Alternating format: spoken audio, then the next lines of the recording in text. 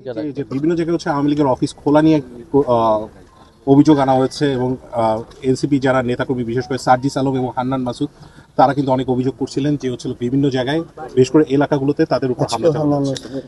এটা অভিযোগ না, এটা সত্য। এটা এটা এই সত্যতা সরকারও স্বীকার করেছে এবং সরকার বলেছে তারা আইন অনুগ ব্যবস্থা নেবে, কারণ আওয়ামী লীগ আসলে আইনগতভাবে এখন নিষিদ্ধ, তার কার্যক্রম নিষিদ্ধ।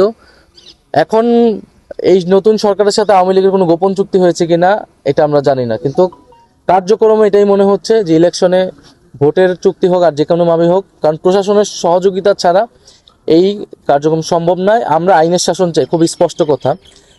যদি আইনের শাসন ব্যত্যয় সরকারের পক্ষ থেকে ঘটে, আইনে থাকা আইনগতভাবে নিষিদ্ধ সাথে সরকার যদি সেটার প্রশাসন যদি সেটা অফিস খোলার বা কার্যক্রম করার সুযোগ সুবিধা করে দেয়, তাহলে জনগণের পক্ষ থেকে আমাদের প্রতিরোধের ডাক দিতে হবে। এটা আমরা বলেছি। আমরা অপেক্ষা করছি সরকার কি আইনের শাসনের পক্ষে যাবে নাকি সরকার আরো একটি গৃহযুদ্ধের পরিস্থিতি তৈরি করতে চায়।